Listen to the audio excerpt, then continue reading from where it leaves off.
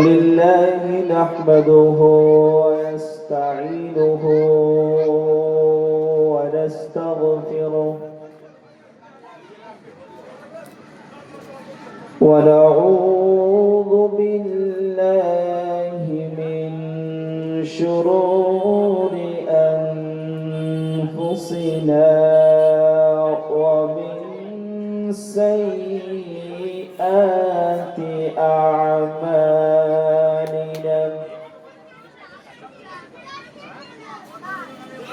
من يهده الله فلا مضل له ومن يضلله فلا هادي له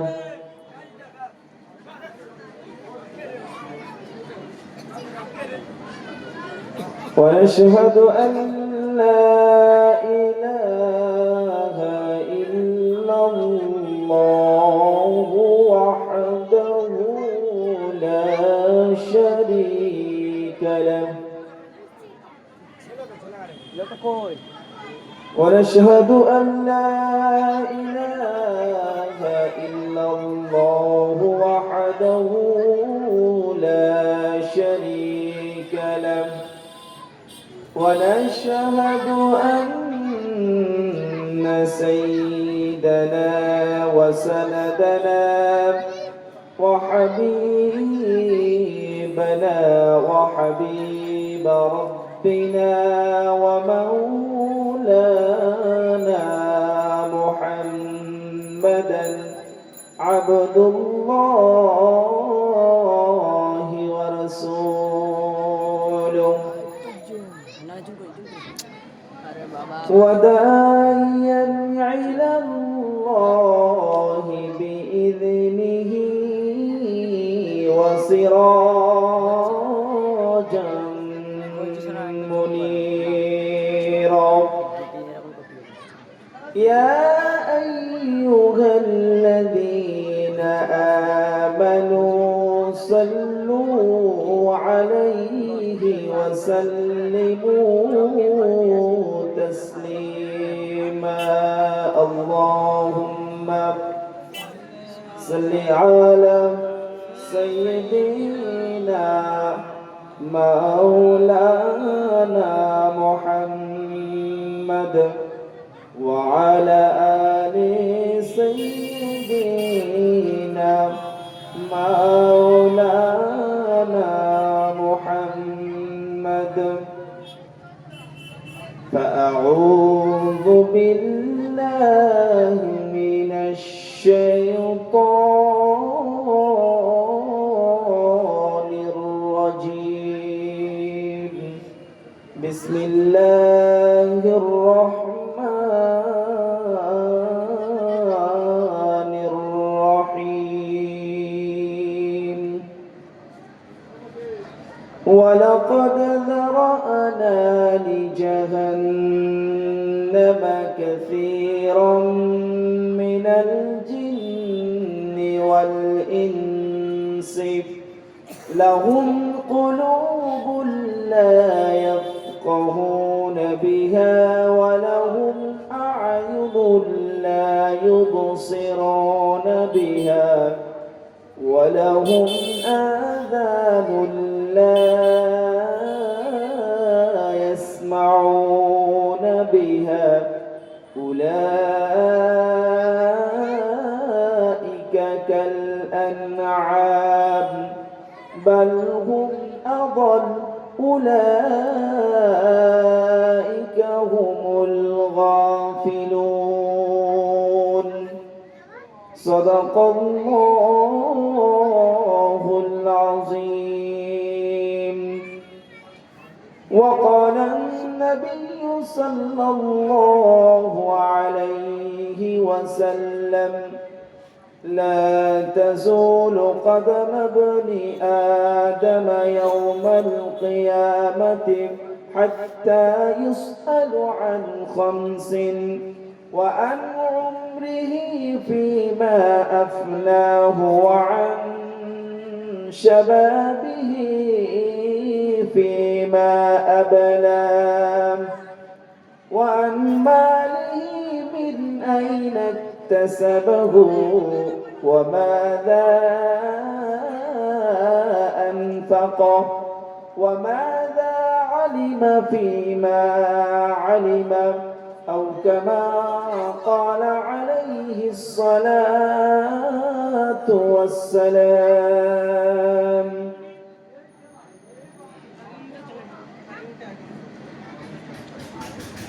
इरशाद किबरिया है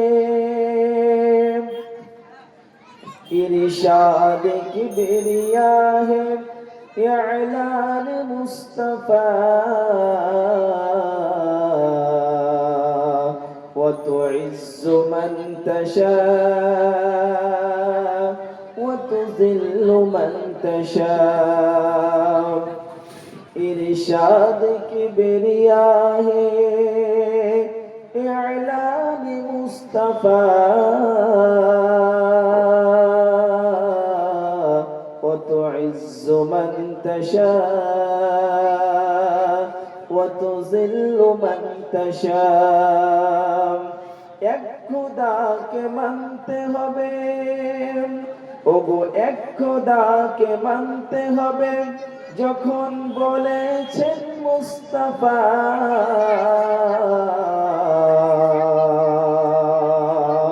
আর পাথর মেরেছে কেউ বাগালি দিয়েছে সেথা এক খোদাকে মানতে হবে যখন বলেছেন মুস্তাফা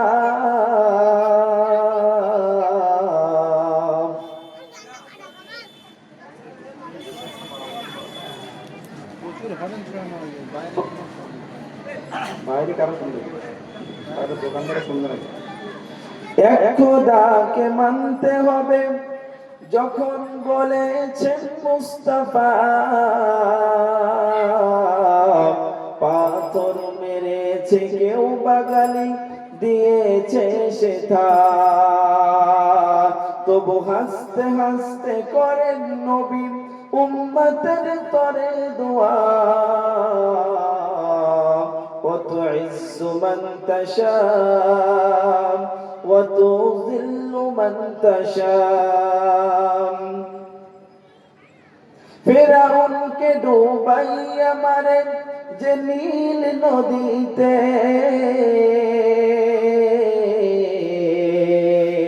আর মূসাকে পার করিয়ে দিল আপন কুদরতে ফিরাউনকে ডুবাইয়া মারে যে নীল নদীতে আর মূসাকে পার করিয়ে দিল আপন কুদরতে পানিকে বলিল খোদা আপন পথে যা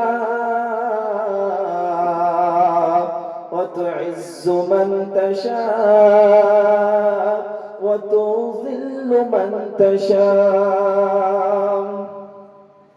নমরুদ আগুন ফেলে নমরুদ আগুন ফেলে ইব্রাহিমকে পোড়াতে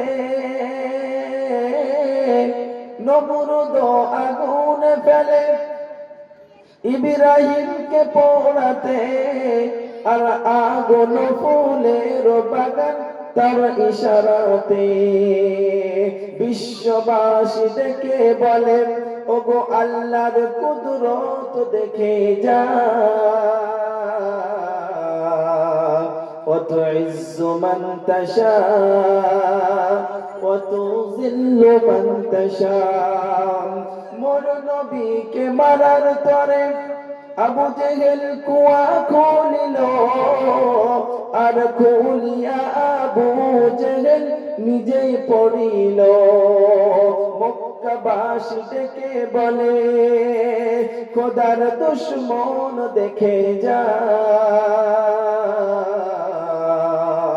وتعز من تشاء وتذل من تشاء إرشاد كبرياء إعلان مصطفى وتعز من تشاء وتذل من تشاء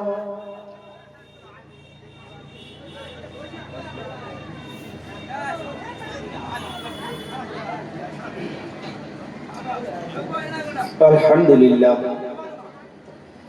আলহামদুলিল্লাহ সমস্ত প্রশংসা গুণগান আরাধনা সেই মহান রব্বে কায়নাত আল্লাহ রাব্বুল আলামিনের শাহী দরবারে, যিনি আমাদেরকে পবিত্র সালাত আফজালুল আমালি as-সালাত মাগরিবের জামাতের সহিত আদায় করে তারপরে পবিত্র গ্রন্থ রাজবৈশ্য গ্রন্থ আহাদিসে শরীফা থেকে আলাপ আলোচনা করার এবং আমাদেরকে শ্রবণ করার তৌফিক ইনায়েত করেছেন। সেজন্য সেই আল্লাহ রাব্বুল আলামিনের কালিমাতে শুকর আদায় করি। আমরা সবাই বলি আলহামদুলিল্লাহ। তারপরে জানাই লাউলা খালাকাল আফলাকা খালিকুহা, যে রাসূল যাকে না সৃষ্টি করলে কোন কুল কায়নাত কিছুই সৃষ্টি করা হতো না, যার আঙ্গুলের ইশারায় আল্লাহ রাব্বুল আলামিন চন্দ্র সূর্যকে দ্বিখণ্ডিত করে দিত, যে রাসূল যতদিন হায়াতে জিন্দেগিতে বিচারণ করেছেন আমাদের জন্য, নাফরমান বান্দাদের জন্য, কি করে আমার নাফরমান বান্দা দিনদার হয়ে যাবে, যারা বেনামাজি নামাজি হয়ে যাবে, এই চিন্তা ফিকির করে গেছেন। আজও তিনি সবুজ গম্বুজের নিচে শুয়ে ইয়া রাব্বি হাবলি উম্মতি করছেন। সেই রাসূলের প্রতি লক্ষ কোটি দরুদ বর্ষিত হোক। আমরা সবাই বলি সাল্লাল্লাহু আলাইহি ওয়াসাল্লাম। তারপরে জানাই আজ এই আলোকোজ্জ্বল অনুষ্ঠানে মহান জ্যোতির্ময় জলসার মাননীয় সভাপতি সাহেব ও দূর দূরান্ত থেকে আগত সদস্যবৃন্দ, শ্রোতাবৃন্দ এবং স্টেজে বসে থাকা আলেম উলামা হুফাজ ইকরামদেরকে আন্তরিক সালাম অভিনন্দন জানিয়ে আল্লাহ রাব্বুল আলামিন এবং পবিত্র হাদিসের প্যারা হাবিব সাল্লাল্লাহু আলাইহি ওয়াসাল্লামের আহাদিসে শরীফা থেকে কিছু আলাপ আলোচনা করার আশা রাখছি। আল্লাহ রাব্বুল আলামিন সর্বোত্তম হেফাজত করেন। সম্মানিত মুহতারাম হাজিরিন, আজ যে অনুষ্ঠান দেওয়া হয়েছে, আমরা এই অনুষ্ঠান সম্পর্কে সবাই অবগত আছি যে আজ তথা ডিসেম্বরের 10 তারিখ বুধবার দিবাগত রাত্রি থেকে মহান জ্যোতির্ময় জলসা অনুষ্ঠিত হবে। আমরা সবাই অবগত আছি, কিন্তু সবাই এখানে আসার তৌফিক পাইনি। ওই জন্য আমি আবারও একবার অ্যানাউন্স করছি গ্রামবাসীদের উদ্দেশ্য করে, কমিটি ভাইদের উদ্দেশ্য করে, যে আপনারা সবাইকে বিনষ্ট না করে আপনাদের অক্লান্ত প্রচেষ্টা চালিয়ে যে মাহফিল আপনারা অনুষ্ঠিত করেছেন সেই মাহফিলে আপনারা চলে আসেন। সম্মানিত মুহতারাম হাজিরিন, আল্লাহ ওয়ালা বাপেরা ভাইরা, যদি আমাদেরকে বলা হতো যে এই মজমার শেষে, মজমা কমপ্লিটের পরে এক প্যাকেট করে মাস্টার বিড়ি দেওয়া হবে, তাহলে কিন্তু এই মজমাতে বিড়িখোরদের জায়গা দেওয়া যেত না, বিড়িখোরদের জায়গা দেওয়া যেত না। যদি বলা হতো যে এই মজমা যে চলছে, এই মজমার শেষে এক প্যাকেট করে যে নেশা করে গুটকা বা বিড়ি দেওয়া হবে, তাহলে যে সমস্ত ভাইরা নেশা আসক্ত তারা কিন্তু এখানে ভরে যেত। যারা নেশা করে না তাদের আর জায়গা দেওয়া যেত না। কিন্তু এই এমন একটা মাহফিল আমরা অনুষ্ঠিত করেছি যেখানে আসলে আল্লাহ রাব্বুল আলামিন দুনিয়াতেও কামিয়াবি করবেন, প্লাস আখিরাতে আল্লাহ রাব্বুল আলামিন এর বদলা দেবেন। সম্মানিত মুহতারাম হাজিরিন, এখানে পবিত্র গ্রন্থ রাজ থেকে, আহাদিসে শরীফা থেকে আলাপ আলোচনা হবে। অগণিত মাসলা মাসাইল এখানে আলাপ আলোচনা হবে। যদি আমাদের নিয়তকে আমরা সঠিক করি, ইন্নামাল আমালু বিন্নিয়াত, পবিত্র কিতাব সহিহুল বুখারীর মধ্যে প্রথম যে হাদিস আল্লাহর রাসূল সাল্লাল্লাহু আলাইহি ওয়াসাল্লামের বাণী যে বর্ণনা করা হয়েছে, প্রথম হাদিস হলো ইন্নামাল আমালু বিন্নিয়াত। প্রত্যেকটা আমলের দার ও মাদার নিয়তের উপরেই নির্ভর করে। সুতরাং আমরা যদি সহিহ নিয়ত নিয়ে এখানে আসি, তাহলে সম্মানিত আমার মুহতারাম হাজিরিন, একটা মাসলার পরিবর্তে মাসলালু ফিকহিন সাআদাতুম মিন ইবাদাতি 60 সানা, একটা মাসলার পরিবর্তে 60 থেকে 70 বছরের নফল ইবাদতের থেকেও দামি। একবার জোরে বলি না সুবহানাল্লাহ। একটা মাসলা শুধু আমি শুনবো, কানে শ্রবণ করব, তার কারণে আল্লাহ রাসূল সাল্লাল্লাহু আলাইহি ওয়াসাল্লাম বলেছেন, আমল করা তো দূরের কথা, আমি শুনবো, যদি সহিহ নিয়তে শুনি তাহলে মাসআলাতু ফিকহি খায়রুম মিন ইবাদাতি 60 সানা, 60 থেকে 70 বছরের নফল ইবাদতের থেকেও বেশি গুরুত্ববান, বেশি মূল্যবান। সুবহানাল্লাহ।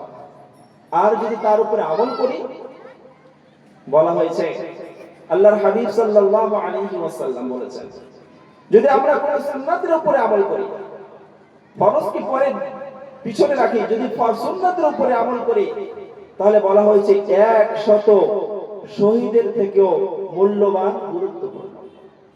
100 শহীদ।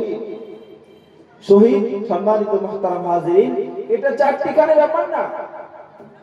আমরা এই শহীদ, এই শব্দটা বিভিন্ন রকম ভাবে অপব্যবহার করি।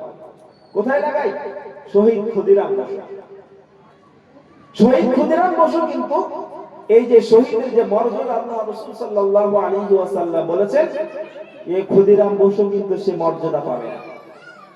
অর্থাৎ সাহাবায়ে কেরাম রাদিয়াল্লাহু তাআলা আনহুম আজমাইন ইসলামকে প্রতিষ্ঠিত করার জন্য, কোরআন হাদিসকে বাস্তবায়িত করার জন্য বিবিদেরকে বাবা করেছিলেন, বাচ্চাদেরকে এতিম করেছিলেন, ঘর বাড়ি সব কিছু ছেড়ে দিয়ে ইসলামের জন্য, ইসলামকে কায়েম করার জন্য সব কিছু বিসর্জন দিয়ে চলে গেছেন। জিহাদের ময়দানে গিয়ে তারা শহীদ হয়ে গেছে। এই রকম শহীদের 100 শহীদের সওয়াব ওই ব্যক্তির নামায় আমলে দেওয়া হয়, যারা এটাকে, এই মাসলা মাসাইল যে এখান থেকে শুনবো আর শোনার পরে যদি তার উপরে আমল করি, আর একবার যদি বলা যাবে না সুবহানাল্লাহ।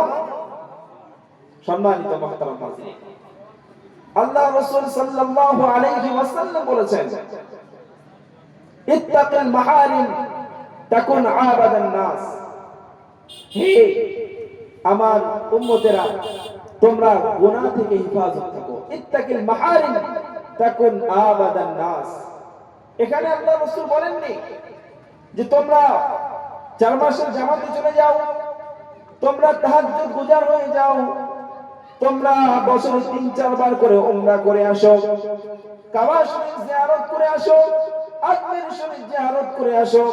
আল্লাহ রাসূল সাল্লাল্লাহু আলাইহি ওয়াসাল্লাম এই কথা একবার বলেননি। আল্লাহ রাসূল বলেছেন, ইত্তাকিল মাহারিমি তাকুন আবাদান নাস। তোমরা গুনাহ থেকে হেফাজত থাকো, মাহফুজ থাকো, তাহলে তোমরা বড় আবিদ নামে পরিচিত হবে। সম্মানিত হাজিরিন, আবিদ কাদেরকে বলা হয়? আবিদ বলা হয় ইবাদতকারী, যারা আল্লাহর হুকুম রাসূলের তরিকা অনুযায়ী জীবন যাপন করে, তাদেরকে বলা হয় আবিদ। আল্লাহ রাসূল বলেছেন যে তোমরা গুনাহ থেকে হেফাজত থাকো, তাহলে তোমরা বড় আবিদ হবে। অন্য কোনো কথা বলেননি। আর এখানে একটা কথা স্মরণ রাখতে হবে, সম্মানিত মুহতারাম হাজিরিন, নেকির কাজ করা সহজ। নেকি করব, কোন কাজ করব, এটা যেমন সহজ, কিন্তু যখন কোন গুনাহ করতে যাব সেটা একটা রিস্ক এবং ঝুঁকি। আল্লাহ রাসূল বলেছেন তোমরা জিনা থেকে হেফাজত থাকার জন্য তোমরা বিবাহ বন্ধনে আবদ্ধ হও। তোমরা বিবাহ বন্ধনে আবদ্ধ হয়ে তোমরা প্রেম ভালোবাসা করো। কিন্তু এখন আমরা সেটাকে অন্য পন্থা অবলম্বন করেছি। কি পন্থা অবলম্বন? যে জিনা ব্যভিচারী থেকে ফিরে না এসে আমরা বিবাহ বন্ধনে আবদ্ধ না হয়ে সেটাকে আমরা বিভিন্ন রকম গুনাহের মধ্যে লিপ্ত হচ্ছি, জিনা ব্যভিচারিতে লিপ্ত হচ্ছি। আর একটা মাসের পরে জানুয়ারি ফেব্রুয়ারি, 14ই ফেব্রুয়ারি যে ভ্যালেন্টাইন, 14ই ফেব্রুয়ারি যে ভালোবাসা দিবস, কত মানুষ যে এই গুনাহের মধ্যে লিপ্ত হবে। কত প্রেমিক প্রেমিকা সময় অপেক্ষা করছে যে 14ই ফেব্রুয়ারি কখন আসবে, 14ই ফেব্রুয়ারি কখন আসবে, ভালোবাসা দিবস কখন আসবে। কিন্তু আল্লাহ রাসূল বলেছেন যে তোমরা গুনাহ থেকে হেফাজত থাকো, তোমরা বিবাহ বন্ধনে আবদ্ধ হও, আর তোমরা বিবাহের পর প্রেম ভালোবাসা করো তোমাদের নিজেদের আহলিয়ার সাথে, স্ত্রীর সাথে, ওয়াইফের সাথে। আর সেটা না করে আমরা আল্লাহ রাসূলের কথা অমান্য করে বিভিন্ন রকম ভাবে আমরা ব্যভিচার লিপ্ত হচ্ছি, গুনাহের মধ্যে লিপ্ত হচ্ছি। সম্মানিত মুহতারাম হাজিরিন, আমি সুদ খাবো, ঘুষ খাবো, এটা একটা রিস্ক এবং ঝুঁকি। যত গুনাহ আছে দুনিয়াতে, সমস্ত গুনাহ যখন আমরা করব সেটা একটা ভয় অন্তরে নিয়ে কাজ হয়। কিন্তু যখন আমরা নেকির কাজ করব তখন আমাদের কিন্তু কোনো ভয় হয় না। সম্মানিত মুহতারাম হাজিরিন,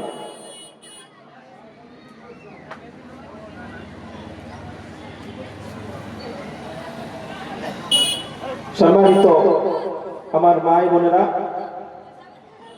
আপনারা রাস্তায় ঘোরাফেরা না করে আপনাদের জন্য প্যান্ডেলের ডান দিকে বসার ব্যবস্থা করা হয়েছে। আপনারা আপনাদের আসন গ্রহণ করুন। এদিকে সেদিকে ঘোরাফেরা না করে আপনারা আপনাদের আসন গ্রহণ করুন। প্যান্ডেলের ডান দিকে আপনাদের জন্য বসার ব্যবস্থা করা হয়েছে। সম্মানিত মুহতারাম হাজিরিন, আল্লাহ রাসূল বলেছেন ইত্তাকিল মাহারিম তাকুন আবাদান নাস, তোমরা গুনাহ থেকে হেফাজত থাকো, তাহলে তোমরা বড় আবিদ হয়ে যাবে। দুনিয়াতে অগণিত গুনাহের মধ্যে আমরা ব্যস্ত, কিন্তু সমস্ত গুনাহের মধ্যে থেকে আমি একটা এমন আজ গুনাহের কথা বলবো যে গুনাহের মধ্যে আমাদের বাচ্চা থেকে নিয়ে শুরু করে আমাদের বৃদ্ধ পর্যন্ত সেই গুনাহের মধ্যে লিপ্ত। সেটা কি? সেটা হচ্ছে আল-গীবাত। গীবাত, আল্লাহ রাসূল বলেছেন আল-গীবাতু আশাদ্দু মিনাজ জিনা। গীবাত হচ্ছে জিনার থেকে ভয়াবহ, জিনার থেকে আরো কঠিন কাজ।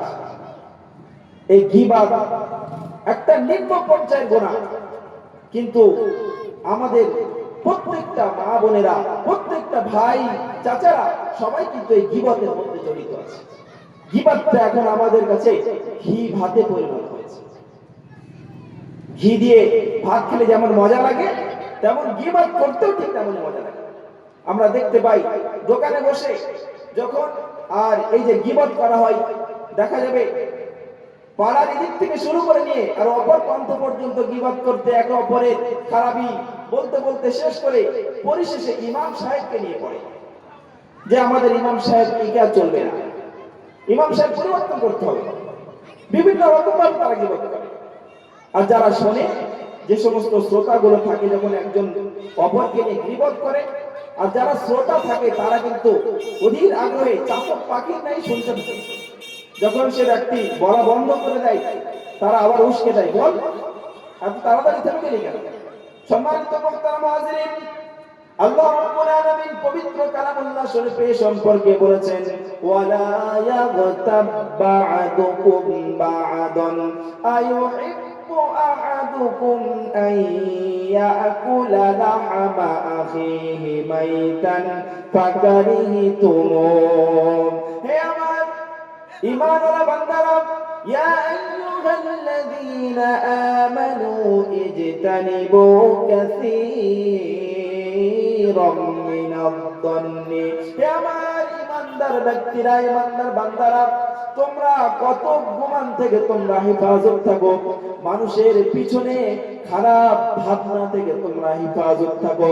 তোমরা কান খুলে শুনে রেখে দাও, ওয়ালা ইয়ামতাবা'দুকুম বা'দান আইয়ুহিব্বু আহাদুকুম আইয়াকুলা লাহমা আখিহি মাইতান ফাকারিহতুমুহ।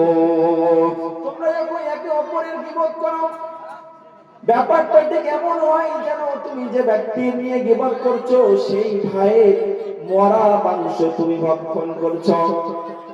সম্মানিত মুহতারাম হাজিরিন, এই গীবত সম্পর্কে আল্লাহ রাসূল হাদিস আছে, কি বলেছেন আল্লাহর হাবিব? আল্লাহর হাবিব বলেছেন, আল গীবাতু আশাদ্দু মিনাজ জিনা, এই গীবত হচ্ছে জিনার থেকে আরো মারাত্মক একটা গুনাহ। যদি কোনো মানুষ জিনা করে, ব্যভিচার করে, আর রাতের অন্ধকারে যদি আল্লাহ রাব্বুল আলামিনের সামনে দাঁড়িয়ে 2 রাকাত নামাজ পড়ে যদি দোয়া করে, আয় আল্লাহ, নফসের খাহিশাতে পড়ে, শয়তানের ওয়াসওয়াসাতে পড়ে, আয় আল্লাহ, আমি ব্যভিচার করে ফেলেছি, আল্লাহ তুমি ক্ষমা করে দাও। সম্মানিত মুহতারাম হাজিরিন, যদি সেই ব্যক্তি যদি আল্লাহ রাব্বুল আলামিনের কাছে তওবা করেন, আল্লাহ রাব্বুল আলামিন ক্ষমা করে দেন। আর যে ব্যক্তি গীবত করে, উদাহরণস্বরূপ ইমাম সাহেবকে নিয়ে কোনো ব্যক্তি যদি উল্টো পাল্টা কথা বলে, সেই কথা এমন কথা যদি ইমাম সাহেব শুনে তাহলে সেটাতে কষ্ট পাবে। এই কথা যদি কেউ বলে আর সেই ব্যক্তি যদি রাতের অন্ধকারে আল্লাহ রাব্বুল আলামিনের সামনে গিড়গিড়ায় হাত তুলে কাঁদে, যতক্ষণ না ইমাম সাহেব ওই ব্যক্তিকে ক্ষমা করবেন, আল্লাহ রাব্বুল আলামিন ক্ষমা করবে না। সম্মানিত মুহতারাম হাজিরিন, কাল কিয়ামতের দিন এমন হবে, অনেক ধনী ব্যক্তি আছে, অনেক ধনাঢ্য ব্যক্তি আছে, অনেক নামাজি পরহেজগার হাজী সাহেবরা আছে।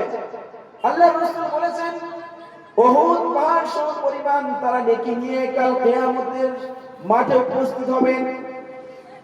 আর ওই সমস্ত ব্যক্তি যাদেরকে তারা গীবত করেছিল, পরনিন্দা পরচর্চা করেছিল, তারা আসবে, আসার পরে ফেরেশতাদের কাছে বলবে, ওই ব্যক্তি আমার দুনিয়াতে আমার নামে কলঙ্ক করেছিল, আমাকে অপবাদ দিয়েছিল। আল্লাহর রাসূল সাল্লাল্লাহু আলাইহি ওয়াসাল্লাম বলেন, কাল কিয়ামতের দিন, হাসরের দিন, সেদিন কি কিন্তু ক্ষমা করার দিন না, কারোর কাছে কোনো টাকা পয়সা থাকবে না, থাকবে নেক আমল আর বদ আমল। সম্মানিত মুহতারাম হাজিরিন, ওই যে উহুদ পাহাড় সম পরিমাণ যে নেকি নিয়ে উঠেছিল, আর যে সেই ব্যক্তি গীবত করেছিল, পরনিন্দা করেছিল, পরচর্চা করেছিল, মানুষকে আঘাত দিয়েছিল, কষ্ট দিয়েছিল, সেই সমস্ত মানুষরা আসবে। আসার পরে সেই যে উহুদ পাহাড় সম পরিমাণ নেকি, তার কাছ থেকে নেকি নিয়ে নিয়ে চলে যাবে। পরিশেষে এমন হয়ে যাবে যে তার কাছে আর কোনো নেকি থাকবে না, কিন্তু অনেক লোক দাঁড়িয়ে থাকবে। কেউ বলবে এই ব্যক্তি আমাকে গীবত করেছিল, কেউ বলবে এই ব্যক্তি ধনাঢ্য ছিল বলে টাকা ছিল, সম্পদ ছিল বলে সম্পদের ধাক্কা আমাদের দিয়েছে, আঘাত করেছে। এই সমস্ত ব্যক্তির আবেদন পূরণ করার জন্য তাদের যে গুনাহগুলো ছিল, সেই সমস্ত গুনাহগুলো ওই ব্যক্তি যে উহুদ পাহাড় সম পরিমাণ নেকি নিয়ে উঠেছিল তার ঘাড়ে চাপিয়ে দেবে। সম্মানিত মুহতারাম হাজিরিন, একটু চিন্তা করে দেখি গীবত কত বড় জঘন্যতম গুনাহ। আমরা জানি একটা বাস্তব ঘটনা, আল্লাহ রাসূল সাল্লাল্লাহু আলাইহি ওয়াসাল্লামের যুগ ছিল প্র্যাকটিক্যালের যুগ। যা কিছু হতো আল্লাহ রাসূল সঙ্গে সঙ্গে হাত দিয়ে দেখিয়ে দিতে পারতেন। আল্লাহ রাসূলের জামানা ছিল প্র্যাকটিক্যালের যুগ। আল্লাহ রাসূল সাল্লাল্লাহু আলাইহি ওয়াসাল্লাম মসজিদে নববীতে বসে আছেন, পবিত্র রমজান মাসে আল্লাহ রাসূল বসে আছেন, নামাজ কমপ্লিটের পরে তাসবিহ তাহলিল করছেন। আর আল্লাহ রাসূল সাল্লাল্লাহু আলাইহি ওয়াসাল্লাম বুঝতে পারলেন যে মসজিদের শেষের দিকে দুই ব্যক্তি তারা একে অপরের গীবতের মধ্যে লিপ্ত রয়েছে। সম্মানিত মুহতারাম হাজিরিন, ঘটনার পূর্বে একটা জিনিস বলি, গীবত কাকে বলা হয়? আল্লাহ রাসূল সাল্লাল্লাহু আলাইহি ওয়াসাল্লামকে প্রশ্ন করা হয়েছিল যে গীবত কাকে বলা হয়। আল্লাহ রাসূল মুহাম্মদ আরবি সাল্লাল্লাহু আলাইহি ওয়াসাল্লাম বলেছিলেন, গীবত বলা হয় এই ওই জিনিসকে যে তুমি তোমার ভাইয়ের নিয়ে পিছনে কিছু বলছো, যদি সেটা সত্য হয়, এমন কিছু বলছো যে সেই ভাইটা যদি সেখানে উপস্থিত থাকতো তাহলে সে কিন্তু কষ্ট পেত। যদিও এইটা সত্য কথা, কিন্তু তারপরেও উদাহরণস্বরূপ আমি কোন একটা বদ আমল করেছি, কোন একটা খারাপ কাজ করেছি, আপনারা যারা এখানে বসে আছেন তারা জানেন যে মাওলানা নুরউদ্দিন একটা খারাপ কাজ করেছে। এই কথাটাকে নিয়ে যদি আপনারা অন্য কাউকে বলেন আর আমি যদি এই সামনে থাকতাম, যদি কষ্ট পেতাম, তাহলে এটাই হলো গীবত। যদি সেই কথাটা সেই কাজটা আমি করেই থাকি তারপরেও এটা হলো গীবত। আর যদি আমি মাওলানা নুরউদ্দিন যদি সেই কাজ না করি আর আপনি যদি আমাকে নিয়ে বাড়িয়ে কমিয়ে যদি অন্য কারোর কাছে প্রস্তাব দেন যে মাওলানা নুরউদ্দিন অমুক করেছে, অমুক জায়গায় এই করেছে, ওই করেছে, এটা যদি সত্য না হয় তাহলে এটা কিন্তু আপনি আমাকে তুহমত দিলেন, অপবাদ দিলেন, যেটা গীবতের থেকে আরো মারাত্মক। সম্মানিত মুহতারাম হাজিরিন, এবার আমরা আল্লাহর রাসূলের ওই ঘটনার দিকে যাই। আল্লাহর রাসূল মসজিদে নববীতে বসে আছেন আর মসজিদের বারান্দায় দুই ব্যক্তি পবিত্র রমজানুল মুবারক মাসে বসে একটা বাইরের একটা সাথীকে নিয়ে তারা আলাপ আলোচনা করছেন। আল্লাহ রাসূল সাল্লাল্লাহু আলাইহি ওয়াসাল্লাম বেরিয়ে আসলেন। আসার পরে বলছে, হে আমার সাহাবারা, তোমরা কি রোজা অবস্থায় আছো? সাহাবারা বললেন, হ্যাঁ আল্লাহর রাসূল, আমরা রোজা অবস্থায় আছি। আল্লাহর রাসূল সাল্লাল্লাহু আলাইহি ওয়াসাল্লাম বললেন যে রমজানের বাইরে তোমরা দুজন দুটো রোজা রেখে দেবে। কেন? সাহাবারা বললেন, ইয়া আল্লাহর হাবিব, আমরা রোজা অবস্থায় আছি, আমরা আবার কেন রোজা রাখতে যাব? আল্লাহ রাসূল সাল্লাল্লাহু আলাইহি ওয়াসাল্লাম বললেন, তোমরা রোজা অবস্থায় আছো? বলল, হ্যাঁ আমরা রোজা অবস্থায় আছি। বলছে, না, তোমরা খিড়কি আনো, যেটাকে দিয়ে দাঁত পরিষ্কার করে দেখো, তোমাদের দাঁত থেকে গোশত বার হবে। সাহাবারা অবাক হয়ে গেলেন যে সকালে সেই সেহরি খেয়েছে, দুটো খেজুর খেয়েছে, সেখান থেকে আর কিছু খায়নি, গোশত খেয়েছে অনেক আগে, আর হঠাৎ আল্লাহর হাবিব গোশতের কথা বলছে। আল্লাহ রাসূল বললেন, হ্যাঁ তোমরা খিড়কি আনো, দাঁতটা পরিষ্কার করে দেখো, তোমাদের দাঁতের ভিতর থেকে গোশত বার হচ্ছে। তারা পরীক্ষা করলো, খড়কি নিয়ে এসে দাঁত যখন সাফ করলো, দাঁত যখন পরিষ্কার করলো, দেখলো দাঁতের ভিতর থেকে পচা গোশত বার হচ্ছে। সম্মানিত মুহতারাম হাজিরিন, সাহাবারা অবাক, আল্লাহর হাবিব গোশত খাইনি অনেক দিন হয়ে গেল, দাঁত থেকে গোশত বার হচ্ছে কেন? আল্লাহ রাসূল বললেন, তোমরা কি জানো না আল্লাহ রাব্বুল আলামিন পবিত্র ঐশী বাণী ঐশী কোরআনের মধ্যে বলেছেন, ওয়ালা ইয়াগতাব বা'দুকুম বা'দান আইয়ুহিব্বু আহাদুকুম আইয়াকুলা লাহমা আখিহি মাইতান ফাকারিহতুম। আল্লাহ রাব্বুল আলামিন বলেছেন, যখন তোমরা একে অপরকে গীবত করো তাহলে স্মরণ রাখো, কান খুলে শুনে রেখে দাও, যে ভাইকে নিয়ে তুমি গীবত করছো সেই ভাইয়ের যেন সে ভাইটা মারা গেল আর তার মরা ভাইয়ের সেই মরা মাংস, পচা মাংস তুমি ভক্ষণ করছো। সুতরাং তোমরা যে দুজন বসে আর যে ভাইটাকে নিয়ে আলোচনা করছো, সেই ভাইয়ের মরা মাংস কিন্তু তোমরা ভক্ষণ করছো। সম্মানিত মুহতারাম হাজিরিন, আমরা সবাই জানি চারজন বিশিষ্ট সাহাবা আছে। চারজন বিশিষ্ট সাহাবা, কে বলতে পারবে? চার বিশিষ্ট সাহাবার নাম বলতে পারবেন? লক্ষ লক্ষ সাহাবী ছিলেন, কিন্তু এই লক্ষ লক্ষ সাহাবাদের মধ্যে থেকে চারজন বিশিষ্ট সাহাবারা ছিলেন। তার মধ্যে আবু বকর ছিলেন, হযরত ওমর কাররামাল্লাহু ওয়াজহু ছিলেন, আলী রাদিয়াল্লাহু তাআলা আনহু ছিলেন, আর শেষে হযরত উসমান রাদিয়াল্লাহু তাআলা আনহু ছিলেন। এই চারজন আল্লাহ রাসূলের বিশেষ বিশেষ সাহাবারা ছিলেন। এই চারজনের মধ্যে অন্যতম ছিলেন আবু বকর, দ্বিতীয় নম্বরে ছিলেন ওমর। এই আবু বকর এবং ওমর এই দুজন কিন্তু আল্লাহ রাসূলের শ্বশুর ছিলেন, আল্লাহ রাসূলের শ্বশুর ছিলেন। একজন আবু বকর ছিল আরহামু বি উম্মতি আবু বকর, আবু বকর ছিল অত্যন্ত দয়ালু, নরম মেজাজের মানুষ, যার কারণে আমরা প্রতি জুমার দিন ইমাম সাহেব খুতবাতে পড়েন আরহামু বি উম্মতি আবু বকর, যে আমার উম্মতের মধ্যে সবচাইতে রহম দিল আবু বকর ছিলেন। আর উম্মতের মধ্যে সবচাইতে কঠিন মেজাজের মানুষ ছিলেন কে? হযরতে ওমর কাররামাল্লাহু, ওমর রাদিয়াল্লাহু তাআলা, ওমর ফারুক রাদিয়াল্লাহু তাআলা। আজও পর্যন্ত এই ওমর ফারুক রাদিয়াল্লাহু তাআলা আনহুর নাম নিয়ে যদি কোন একটা চিরকুটিতে লিখে আর যদি কোনো বাচ্চার গলাতে দেওয়া যায়, ওই সমস্ত বাচ্চা যারা বড় হয়ে গেছে তারপরেও বিছানায় পেশাব করে, ইনশাআল্লাহ এর ফ্যাসিলিটি পাওয়া যাবে। সেই বাচ্চা দেখবেন রাতে আর পেশাব করছে না, অর্থাৎ ঘুমিয়ে ঘুমিয়ে যে পেশাব করতো তার থেকে নিরাপদ পাওয়া যাবে। সম্মানিত মুহতারাম হাজিরিন, আমরা জানি এই ওমর ফারুক রাদিয়াল্লাহু তাআলা আনহু যে রাস্তা দিয়ে যেতেন সেই রাস্তার শয়তান যেত না। সম্মানিত মুহতারাম হাজিরিন, যে বিষয়টা নিয়ে বলছিলাম, এই আবু বকর রাদিয়াল্লাহু তাআলা আনহু এবং দ্বিতীয় ওমর রাদিয়াল্লাহু তাআলা আনহু, এই দুজন ছিলেন আল্লাহর রাসূলের শ্বশুর। একদিন আবু বকর এবং ওমর তারা বসে আলোচনা করছে। আবু বকর বলছে, ওমর, আমরা তো বিভিন্ন রকম ভাবে ইবাদত করে উপাসনা করি, আজ একটা নতুন ইবাদতের কথা মাথায় এসেছে। ওমর রাদিয়াল্লাহু তাআলা আনহু আবু বকরকে বলছেন, কি এমন? হযরত ওমর রাদিয়াল্লাহু তাআলা আনহু বলছেন, আমরা তো বিভিন্ন রকম ভাবে ইবাদত উপাসনা করি, আজ থেকে নতুন একটা পন্থা আমরা বার করব। কি পন্থা? যে একটা রাখাল আমরা কিনবো,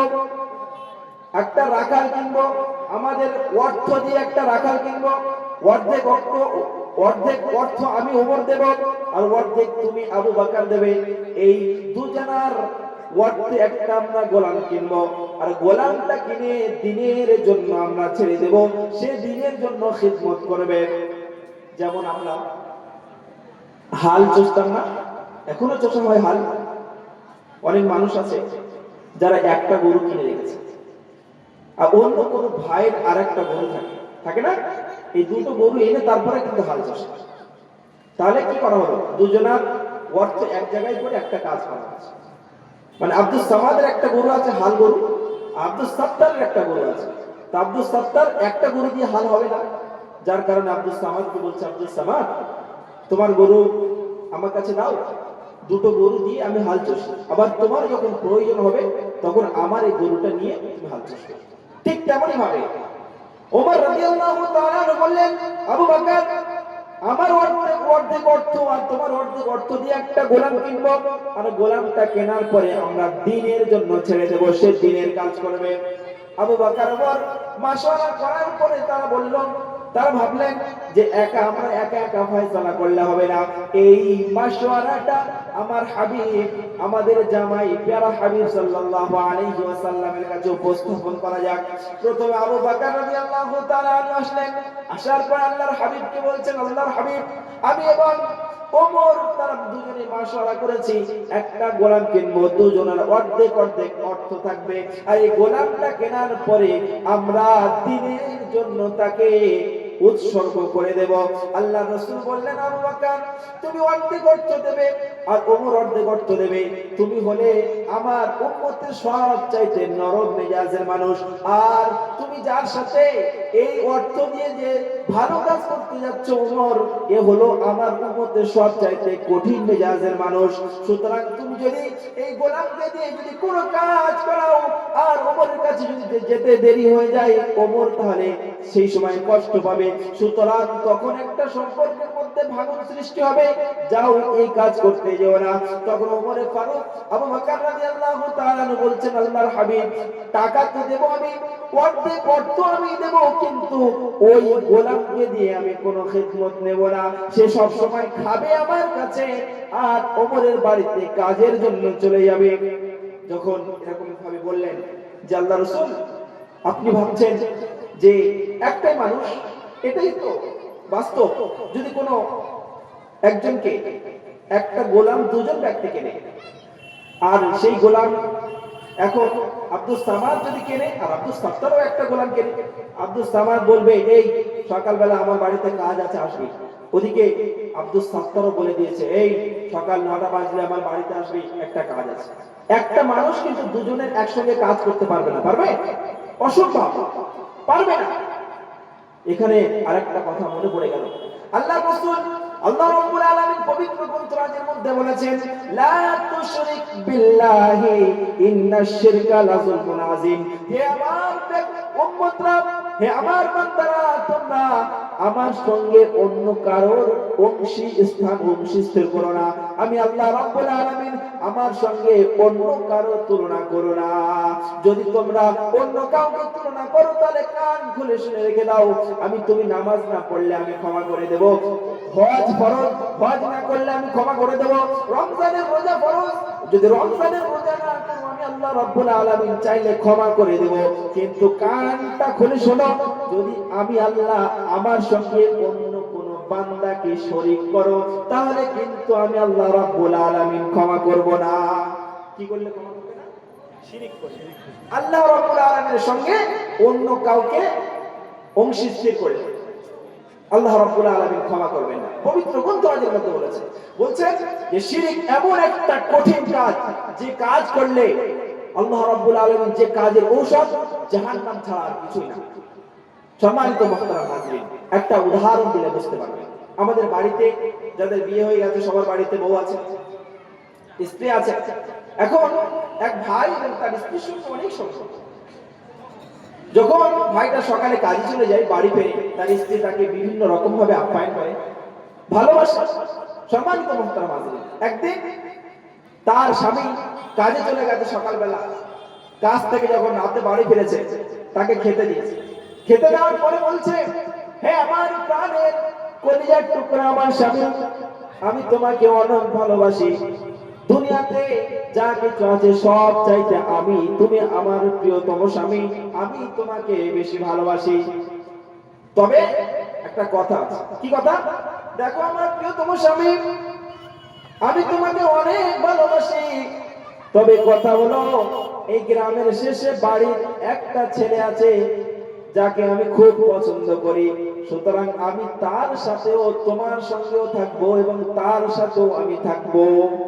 আপনারাই বলুন, যে স্বামীটা যাকে 1 ঘন্টা ধরে গুণগান করলো যে তুমি আমার প্রিয়তম স্বামী, আমি তোমাকে ছাড়া বাঁচবো না, তুমি আমার কলিজার টুকরা, এত কিছু বললো, বলার পরে যদি শেষে এই কথা বলে যে অমুক বাড়ির একটা ছেলের সঙ্গে আমার সম্পর্ক হয়ে গেছে, আমি তার সঙ্গেও থাকবো তোমার সঙ্গেও থাকবো, তাহলে আপনারাই বলুন ওই যে তার যে শিও স্বামী সে কেউ ঘরে রাখবে?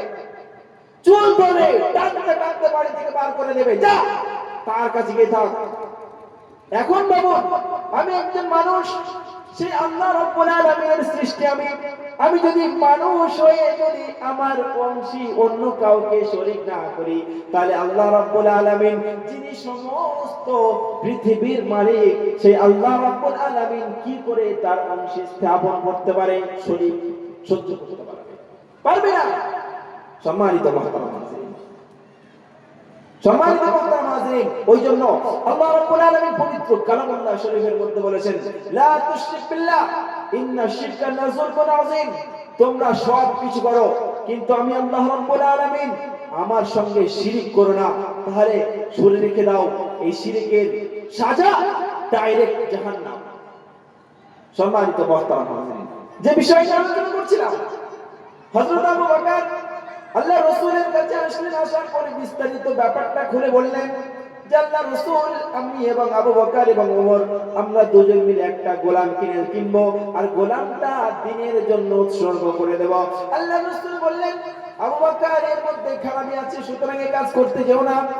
আল্লাহ রাসূল সাহাবা আবু বকর রাদিয়াল্লাহু তাআলা আনহু বললেন, আল্লাহর হাবিব, গোলাম তো আমি অর্ধেক টাকা দিব, ওমর অর্ধেক টাকা দেবে, কিন্তু গোলাম আমার বাড়ি শুধুমাত্র আর কেবলমাত্র খাওয়া দাওয়া করবে, আর ওমরের বাড়িতে সারাদিন থাকবে, সেখানে কাজকর্ম করবে।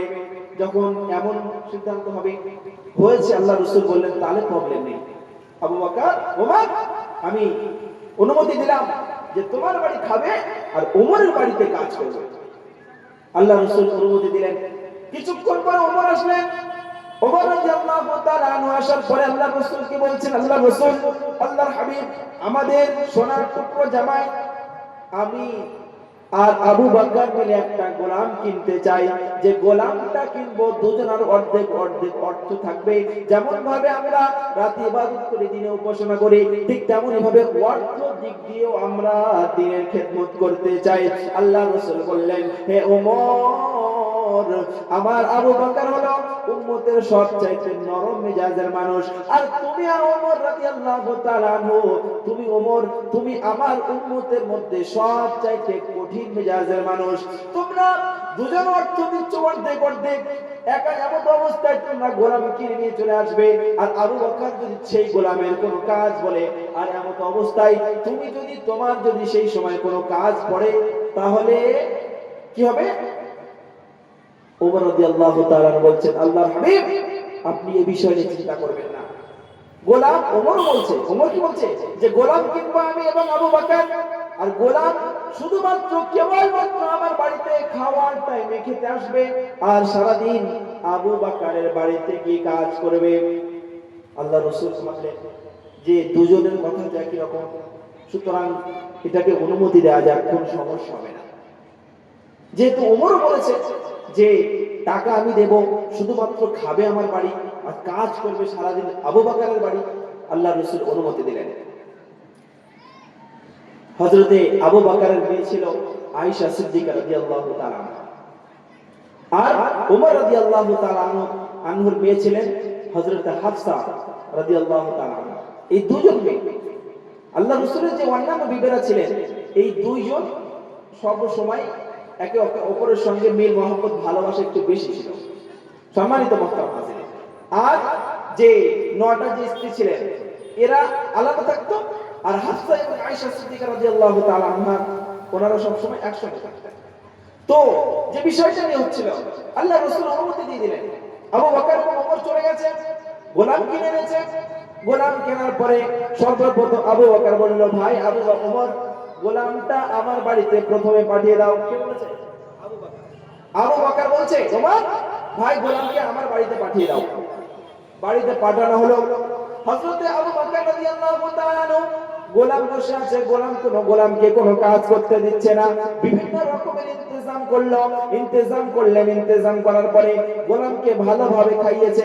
খাওয়ানোর পরে বলছে, যাও গোলাম, তাড়াতাড়ি ওমরের বাড়ি চলে যাও, আর গিয়ে তুমি দেখো কি কাজ বাকি রয়েছে, সেই সমস্ত কাজগুলো করে এসো। যখন গোলাম আবু বকরের বাড়িতে খাওয়া দাওয়া সেরে ওমরের বাড়িতে গিয়েছে, যাওয়ার পরে গিয়ে দেখছে ওমর ও সঙ্গে সেখানে অনেক রকমের খাবার ব্যবস্থা তৈরি করে রেখেছে, কিন্তু গোলাম মাত্র আবু বকরের বাড়ি থেকে খেয়ে গিয়েছে। ওমর রাদিয়াল্লাহু তাআলা বলল, কি ব্যাপার, এত লেট কেন? তাড়াতাড়ি খাও, আর খাওয়া দাওয়ার পরে তুমি আবু বকরের বাড়িতে চলে যাও, আর আবু বকরের বাড়িতে কাজ করে দুপুর বেলা আবার এখানে খাওয়া দাওয়া করবে। সম্মানিত মুহতারাম হাজিরিন, আল্লাহর ভাইরা বাপেরা, এই ওমরের বাড়িতে নাস্তা করলো কে? গোলাম নাস্তা করলো। নাস্তা করার পরে আর আবু বকরের বাড়িতে যেতে যেতে দুপুর হয়ে গেছে। এদিকে আবু বকর দুপুর বেলার খাওয়ার জন্য ইন্তজাম তৈরি করে রেখেছে। যখন গোলাম আবু বকরের বাড়িতে গিয়েছে, আবু বকর বলল, কি ব্যাপার গোলাম, এত লেট কেন? তাড়াতাড়ি খাও, আর খাওয়া দাওয়ার পরে চলে যাও ওমরের বাড়ি। ওমরের বাড়িতে গিয়ে কি কাজ বাকি রয়েছে সেই কাজগুলো করো। সম্মানিত মুহতারাম হাজিরিন, আবু বকরের বাড়িতে গোলাম দুপুর বেলার খাওয়ার খেয়ে সঙ্গে সঙ্গে ওমরের বাড়িতে চলে গেছে। যাওয়ার পরে গিয়ে দেখছে ওমর ও দুপুর বেলার জন্য খাবার রেডি করে রেখেছে। গোলাম কি করছে? সকাল থেকে আসার পর থেকে শুধু খাচ্ছে। ওমরের বাড়িতে খেয়েছে, খাওয়ার পরে বিকালে এসছে আবু বকরের বাড়িতে, এসে দেখছে সেখানেও টিফিনের ব্যবস্থা। গোলাম কোনো কথা না বলে ডাইরেক্ট আল্লাহর রাসূলের দরবারে চলে গেছে। যাওয়ার পরে আল্লাহর হাবিবকে বলছেন, আল্লাহর হাবিব, যদি এমন হয় তাহলে খুব তাড়াতাড়ি আমার পেট ফেটে আমি দুনিয়া থেকে চলে যাব, কেননা তোমার কলিজার টুকরা সাহাবা আবু বকর এবং ওমর দুজন মিলে আমাকে কিনে এনেছে। আমি সকাল থেকে নিয়ে আজ সন্ধ্যা পর্যন্ত এর বাড়িতে খাওয়া কমপ্লিট করে ওর বাড়িতে, সেখানে খাওয়া কমপ্লিট করে এর বাড়িতে, এটাই করেছে আজকে সারাদিন, আমার কোনো কাজ নেই। সম্মানিত মুহতারাম হাজিরিন, আল্লাহ রাসূল বললেন যে গোলাম যখন কাজ শুরু হবে তখন শেষ করতে পারবে না, ওয়েট করো, যেমন ভাবে চলছে চলতে দাও। কিছুদিন কেটে গেছে, যাওয়ার পরে একটা যুদ্ধের ডাক এসেছে। গোলাম এমন ভাবে 2-4 দিনের মধ্যে মোটা ফুলে ঢোস হয়ে গেছে, খাচ্ছে সকালে এ বাড়ি, এখান থেকে খেয়ে ওমরের বাড়ি, সেখানে খাচ্ছে, সেখান থেকে খেয়ে আবু বকরের বাড়ি, খেয়ে খেয়ে খেয়ে খেয়ে দুজন সেই গোলাম মোটা হয়ে গেছে। কিছুদিন পরে যুদ্ধের ডাক এসেছে। আল্লাহ রাসূল সাল্লাল্লাহু আলাইহি ওয়াসাল্লাম গোলামকে ডেকে বলছে, হে গোলাম, সম্মানিত মুহতারাম হাজিরিন, গোলামকে ডেকে বলছে, গোলাম তুমি তো যেখান থেকে এসেছো কোনো কাজ করোনি, যাও এই যুদ্ধে যাবে, তুমি আবু বকরের একটা ব্যাগ রেডি করে নাও, তার কাপড় চোপড় যুদ্ধের সামান, এবং ওমরের বাড়িতে যাও, গিয়ে সেখানে একটা ব্যাগ তুমি রেডি করে নাও, যুদ্ধের সামান তৈরি করে নাও। আর এই দুটো ব্যাগ তুমি পারবে তো? গোলাম বলল, হ্যাঁ আল্লাহর হাবিব, আমি পেরে যাব। আল্লাহ রাসূল বললেন, যাও আবু বকরের বাড়ি থেকে একটা গাড়ি নিয়ে নাও, আর ওমরের বাড়ি থেকে একটা ব্যাগ নিয়ে নাও, দুজনের সামান তুমি গোলাম তুমি বহন করে নিয়ে যাবে। সম্মানিত মুহতারাম হাজিরিন, গোলাম যখন আল্লাহ রাসূলের মজমা থেকে ফিরে যখন আবু বকরের কাছে গিয়েছে, গিয়ে দেখছে যে আবু বকর নিজের একটা ব্যাগ রেডি করেছে এবং গোলামের জন্য আরেকটা ব্যাগ রেডি করে রেখে দিয়েছে। সঙ্গে সঙ্গে গোলাম ওমরের বাড়িতে গিয়েছে, যাওয়ার পরে গিয়ে দেখছে সেই ওমর রাদিয়াল্লাহু তাআলা আনহু নিজের জন্য একটা ব্যাগ রেডি করেছে, যুদ্ধে যাওয়ার জন্য নিজের জন্য একটা ব্যাগ রেডি, আর এই গোলামের জন্য আরেকটা ব্যাগ রেডি করে নিয়েছে। যখন সবাই এক জায়গায় হলো, গোলাম বলছেন, আমার কাছে দেন। আবু বকর বলছেন যে ওই জন্য তোমাকে কেনা হয়নি, তুমি চুপ থাকো। ওমরের কাছে গিয়ে বলছেন, হযরত আপনার ব্যাগটা আমার কাছে দেন, যুদ্ধে যাচ্ছেন আমি যাই, আপনার ব্যাগ আমি কাঁধে বহন করে নিয়ে যাই, আমার কাছে দেন। ওমর রাদিয়াল্লাহু তাআলা বলছেন, না গোলাম, তোমাকে এই জন্য কেনা হয়নি। সুতরাং আবু বকর নিজের সামান মাথায় নিয়ে, ওমর তার সামান মাথায় নিয়ে যে চলছে, আর গোলাম যাকে দিয়ে কাজ করানো হয়, যেটাকে বলা হয় দাসী, সেই দাসীকে কিনেছে কাজ করানোর জন্য, সেই দাসী যাচ্ছে একদম যার সামান, এই দাসীর সামান একটা ব্যাগ আবু বকরের কাছে আছে আর একটা ব্যাগ ওমরের কাছে আছে। হাঁটতে হাঁটতে গিয়েছে, যখন রাত গভীর হয়ে গেছে, সবাই ক্লান্ত, আল্লাহর হাবিব সাল্লাল্লাহু আলাইহি ওয়াসাল্লাম বললেন, এখানে একটা তাবু ফেলো, রাতটা এখানে পার করে সকালে আবার জিহাদের উদ্দেশ্যে আমরা রওনা হয়ে যাব। সম্মানিত মুহতারাম হাজিরিন, আল্লাহর রাসূল সবাইকে একত্রিত করে আবু বকর এবং ওমরকে বললেন, আবু বকর এবং ওমর, যাও এই সফরে যত খরচা হয়েছে সেটা তোমরা একটা লিস্ট তৈরি করে নাও। ইশারের নামাজ হয়ে গেছে, রাতে খাওয়া দাওয়া শেষ করে সমস্ত সাহাবারা শুয়ে পড়েছে, আর আবু বকর এবং ওমর ওই দুজন সেই সফরের যে লিস্ট সেটা তৈরি করছে। আর এমত অবস্থায় আল্লাহর রাসূল সাল্লাল্লাহু আলাইহি ওয়াসাল্লাম ওই গোলামটাকে ডেকে বলছে, এই গোলাম, যেখান থেকে কিনে আনা হয়েছে তুই তো কোনো কাজ করার সুযোগ পাসনি, যা যা। এখন আবু বকর এবং ওমর মসজিদে একটা জায়গায় বসে সে লিস্ট করছে, এই যে সফরের জিহাদের যে লিস্ট তৈরি করছে, দুজনকে একসঙ্গে তুই পাকার হাওয়া করে দে, বাতাস করে দে, দুজনকেও মানা করবে না। সম্মানিত মুহতারাম হাজিরিন, গোলাম আল্লাহর রাসূলের কথা অনুযায়ী কথা শুনে কোন একটা সামান নিয়ে চলে গেছে। আবু বকর এবং ওমর যেখানে বসে লিস্ট তৈরি করছে, যা যা খরচা হয়েছে যেগুলো, সেটা লেখালেখি করছে, আর সেই গোলাম উপরে গিয়ে বাতাস করছে। তখন উপরের দিকে তাকিয়ে বললেন, আবু বকর এবং ওমর মানা করলেন না, ঠিক আছে, যে কষ্ট হচ্ছে, সারাদিন ক্লান্ত, পায়দাল পায়ে হেঁটে এসেছি, সুতরাং কষ্ট হচ্ছে। আবু বকর এবং ওমর তারা কিছুই বললেন না। তারা যে লিস্ট করছিল, যে খরচাদি যে সমস্ত হয়ে গেছে, সেগুলো লিস্ট যখন কমপ্লিট হয়ে গেছে, এদিকে আমি বললাম বাতাস করতে করতে করতে করতে মোটা হয়ে গেছিল অনেক, যে অলসতা চলে এসেছে, বাতাস করতে করতে ঘুম পেয়ে গেছে, ঘুমিয়ে পড়েছে। আবু বকর ওমর তারা লিস্ট করতে করতে যখন অর্ধরাত পেরিয়ে গেছে, লিস্ট কমপ্লিট, এদিকে তাদের গোলাম ঘুমিয়ে পড়েছে বাতাস করতে করতে। আবু বকর এবং ওমর তারা দুজন ওযু করে এসে তাহাজ্জুদের নামাজ পড়লেন। তাহাজ্জুদ পড়তে পড়তে সুবহে সাদিকের সময় হয়ে গেছে। আবু বকর এবং ওমর বলছেন, আবু বকর, ওমর, আর সময় বেশি বাকি নেই, সুতরাং আসুন আমরা দুজনে মিলে একটু আলাপ আলোচনা করি। এই আলাপ আলোচনাতে বসেছে কে?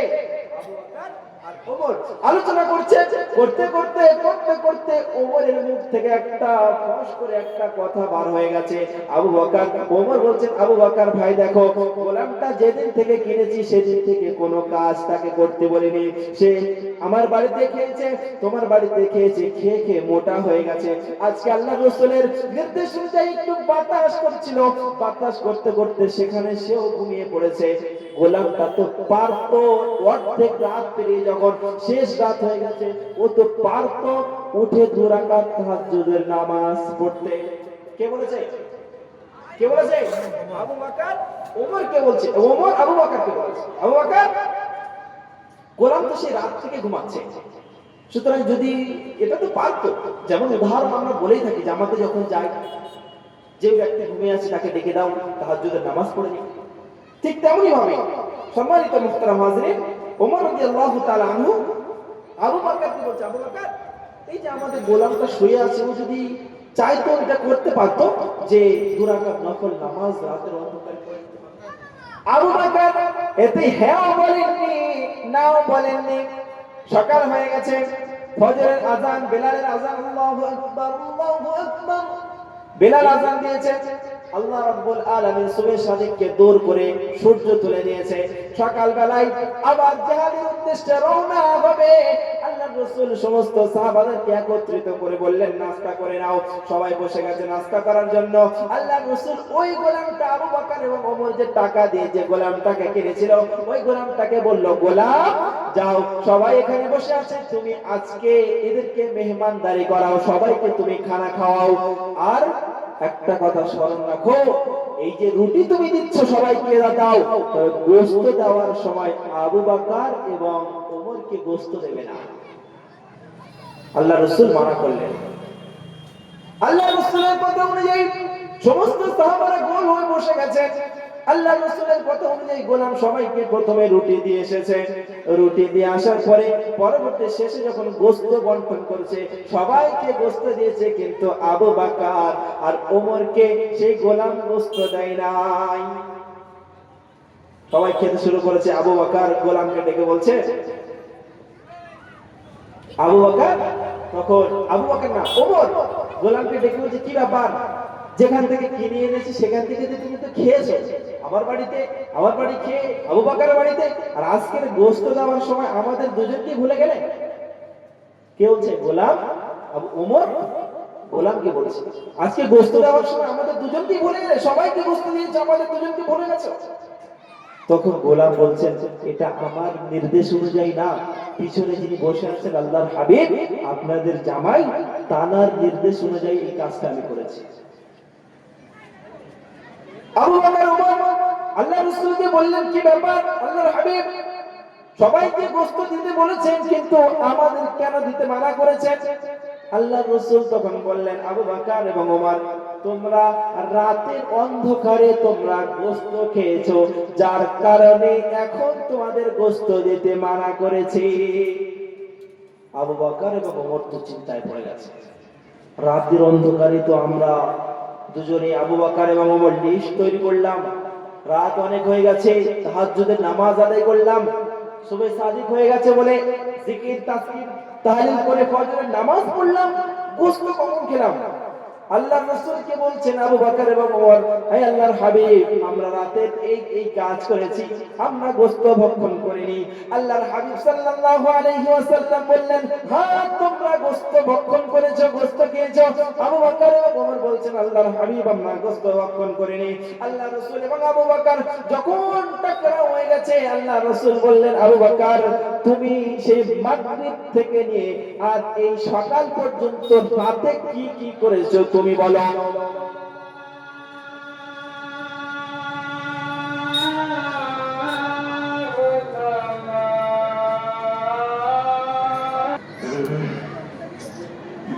আল্লাহ রাসূল সাল্লাল্লাহু আলাইহি ওয়াসাল্লাম বললেন যে, আবু বকর, তুমি রাতের পুরো কারগুজারি তুমি শোনাও।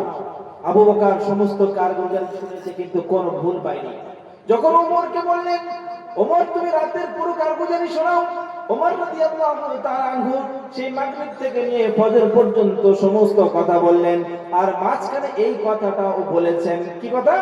যে গোলাম, এই যে গোলামের যে রাতের অন্ধকারে যে শুয়েছিল বলে গোলামকে বলেছিল যে গোলাম এ তো পারতো যে রাতের অন্ধকারে সারা রাত ঘুমিয়ে আছে, রাতের অন্ধকারে শেষ রাতে 2 রাকাত নফল নামাজ পড়তে।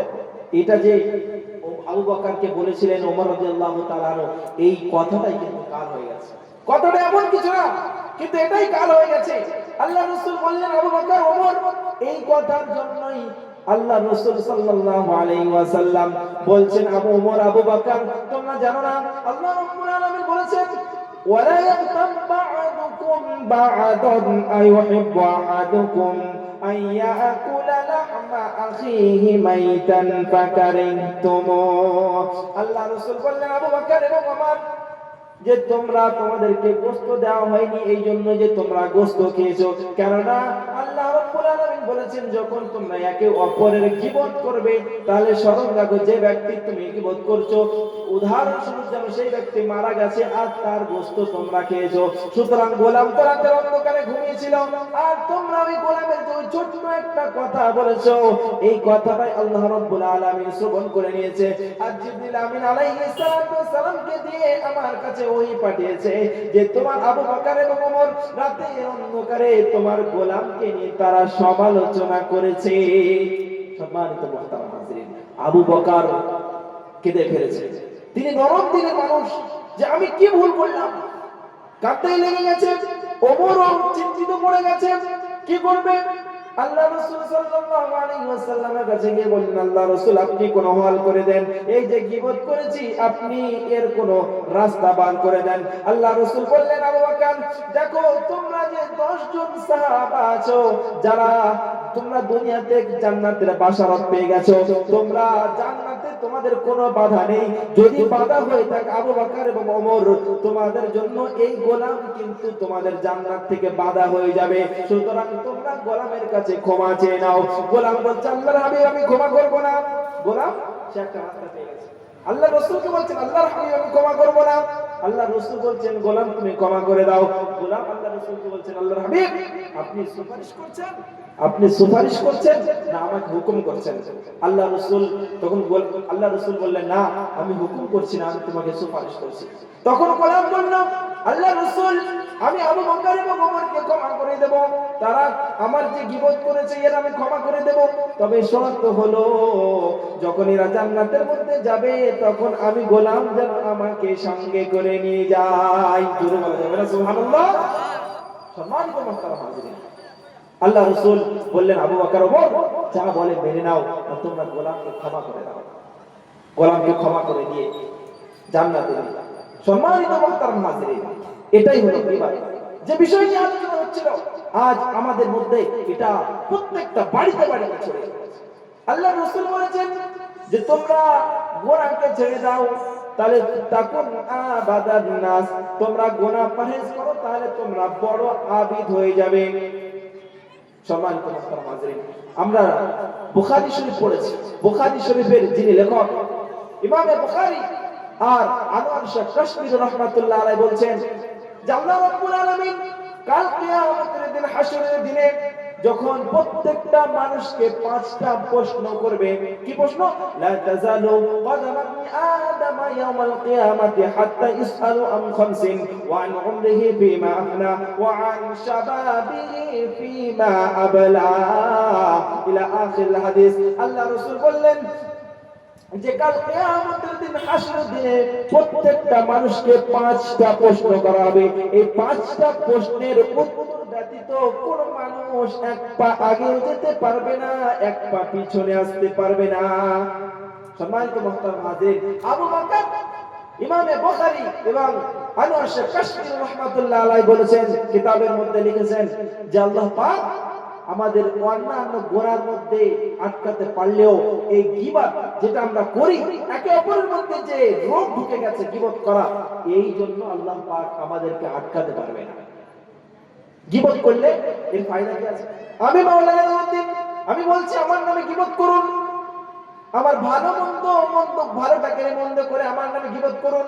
যদি আপনারা গীবত করেন তাহলে কান খুলে শোনেন, আপনাদের কাছে যে নেকিগুলো আছে, যার আপনি গীবত করবেন তার কাছে আপনার নেকি চলে আসবে, আর তার কাছে যে গুনাহ আছে সেগুলো আপনার নামায় আমলের অ্যাকাউন্টে জমা হয়ে যাবে। কিন্তু আমরা কি করি, যাদের সঙ্গে আমাদের শত্রুতা, চায়ের দোকানে বসে তাদের নিয়ে আমরা আলাপ আলোচনা করি। সে আমার সাথে শত্রুতা করেছে, আবার আমি তার নিয়ে যখন আলাপ আলোচনা করছি, আবার তাকে মানে একটা ফ্রিতে তাকে গিফট করছি, আবার আমার সবগুলো তার নামায় আমলের অ্যাকাউন্টে চলে যাচ্ছে, আর তার গুনাহগুলো আমার অ্যাকাউন্টে জমা হয়ে যাচ্ছে। ওই জন্য বলবো গীবত করুন। কাকে করবেন? আব্বাজি আম্মাজিদেরকে গীবত করুন। আপনার সওয়াব যদি কাউকে দিতে হয় তাহলে আপনি আপনার আব্বা মাকে দেন, তাদের নিয়ে আলাপ আলোচনা করুন, সমালোচনা করুন, তাহলে আপনার নেকিগুলো তাদের ঘাড়ে চলে যাবে। সম্মানিত মুহতারাম হাজিরিন, কাল কিয়ামতের দিন 5 প্রশ্নের অ্যানসার ব্যতীত কোন মানুষ একটা পাও তুলতে পারবে না। সর্বপ্রথম প্রশ্ন কি হবে? ওয়ান উমরিহিম বিমা আফনাহু, তোমার জীবন সম্পর্কে জিজ্ঞাসা করা হবে, তুমি জীবনটা কোন পথে অতিবাহিত করেছো? বিভিন্ন রকম নেশা পানির মধ্যে, ফ্রি ফায়ারের মধ্যে, না খেলাধুলার মধ্যে অতিবাহিত করেছো, না গান বাজনা সিনেমার মধ্যে অতিবাহিত করেছো, না বিভিন্ন রকম যাত্রা পালার মধ্যে তুমি অতিবাহিত করেছো? এ বিষয়ে আল্লাহ রাব্বুল আলামিন কাল কিয়ামতের দিন প্রশ্ন করবেন। আর আল্লাহ রাব্বুল আলামিন প্রশ্ন করবেন, ওয়া আন শাবাবিহি ফিমা আবলাহু, আমি যে তোমার জওয়ানি দিয়েছিলাম, তোমার শরীরে একটা শক্তি দিয়েছিলাম, কুওয়াত দিয়েছিলাম, এই শক্তিটা তুমি কোন রাস্তায় অতিবাহিত করেছো? এই প্রশ্নের অ্যানসার দাও। আমরা কি করেছি? এই জওয়ানিটা নিয়ে বিভিন্ন রকম গুনাহের মধ্যে লিপ্ত হয়েছে। কজন আছি আমরা যে আমরা ভালো কাজের মধ্যে নিজের সময়টা অতিবাহিত করেছি? সম্মানিত মুহতারাম হাজিরিন, একটা ছোট্ট একটা উদাহরণ ঘটনা বললে বুঝতে পারবেন, যে জামাতের আমির সাহেবের একটা ঘটনা বলি। আপনারা সবাই জানেন তো, জানুয়ারি 4, 2, 3, 4 ইজতেমা আছে। হ্যাঁ, ইজতেমা বড় বড় ওলামারা বিবিদেরকে রেখে, বাচ্চাদেরকে রেখে, তারা তারা অনেক টাকার অধিকারী, অনেক অর্থ আছে তাদের কাছে, কিন্তু তারা সবকিছুকে বিজনেসের পিছনে রেখে তারা আমাদের কাছে আসছে, পশ্চিম বাংলার মানুষের কাছে আসছে। কিসের জন্য? যারা গাঁজাখোর, যারা গাঁজা থেকে ফিরে দিনদার হয়ে যায়, যারা নেশায় আসক্ত থাকে, নেশা থেকে ফিরে যারা দিনদার হয়ে যায়, যারা বেনামাজি, তারা বেনামাজ থেকে ফিরে যারা দিনদার হয়ে যাবে, নামাজি হয়ে যাবে, যারা নাফরমান আছে তারা আল্লাহ রাব্বুল আলামিনের ফরমান বারদার হয়ে যাবে। এই জন্য কিন্তু তারা সুদূর দিল্লি থেকে তারা এই সামনে যে ইজতিমা আছে, ইজতিমাতে আসছে। সম্মানিত মুহতারাম হাজিরিন, এই জামাতের একজন আমির সাহেবকে প্রশ্ন করা হয়েছিল, আমির সাহেব, আপনি তো ছিলেন প্রফেসর, আপনি তো এমন একটা প্রফেসর ছিলেন জামাতের, সেই আমির সাহেবটা, যে তার উপরে সেই একজনকে প্রফেসর বলতো, না হলে পিছনে সমস্ত মানুষ তাকে প্রফেসর বলতো, মানে একদম হাই র্যাঙ্কের, উচ্চ র্যাঙ্কের একজন প্রফেসর। তাকে জিজ্ঞাসা করা হচ্ছে, আপনি এই রাস্তায় ফিরে আসার পিছনের কারণ কি আছে? তো সেই আমির সাহেব বলছেন, হঠাৎ আমার বাড়িতে 4 জন সদস্য ছিলাম, আর এই 4 জন সদস্যের কাছে 4টে বড় বড় গাড়ি ছিল, কেউ কারোর গাড়িতে চড়তো না। যদি আমি যদি আমার ছেলের গাড়িতে উঠি তাহলে আমার একটা প্রেস্টিজ ডাউন হয়ে যাবে, আমার স্ত্রী যদি আমার গাড়িতে ওঠে স্ত্রীর প্রেস্টিজ ডাউন হয়ে যাবে, ওই জন্য কেউ কারোর গাড়িতে উঠতো না। এত অর্থশীল ছিল, ধনাঢ্য ব্যক্তি ছিল। সম্মানিত মুহতারাম হাজিরিন, তো ওই আমির সাহেব বলছেন, আমার জীবনের মোড় এইরকম ভাবে ফিরেছে। একদিন আমি আমার 4 চাকা করে, ড্রাইভার সাহেব আছে, বাড়ি থেকে বার হয়েছি, আমি আমার অফিসে যাওয়ার উদ্দেশ্যে। বাড়ি থেকে অর্ধেকটা রাস্তা আসার পরে হঠাৎ গাড়ি বন্ধ হয়ে যায়। ড্রাইভার সাহেব গাড়ি থেকে নামে, সব পার্টস চেক করার পরে কোন রকমের সমস্যা পাই নাই। আর এদিকে আমার অফিসের টাইম হয়ে যাচ্ছিল। আমি তখন বললাম, ড্রাইভার কোন রাস্তা আছে কিনা? ড্রাইভার বলল, না স্যার, আমি কোন রাস্তা পাচ্ছি না, গাড়ি তো সবকিছু ঠিক আছে কিন্তু স্টার্ট নিচ্ছে না। তখন ওই প্রফেসর বলল, ঠিক আছে, তুমি গাড়িটা ঠিক করে নিয়ে আসো, অফিসের সময় হয়ে যাচ্ছে। সুতরাং আমি কোন একটা রিকশাওয়ালাকে ডেকে আমি অফিসে চলে যাই। সম্মানিত মুহতারাম হাজিরিন, ওই জিম্মেদার যে নিজের জীবন পরিবর্তন হওয়ার ঘটনা বলছিল, সেই জিম্মাদার বলছেন, আমি হাতছানি দিয়ে একজন রিকশাওয়ালাকে ডাকি, রিকশাওয়ালা আমার কাছে আসে, আর রিকশাওয়ালা আসার পরে আমি জিজ্ঞাসা করি, অমুক জায়গায় আমি অফিসে যাব, কত টাকা লাগবে? যে রিকশা চালক ছিলেন সে বলল, সাহেব আপনার ইচ্ছা, আপনি যত টাকা দেবেন।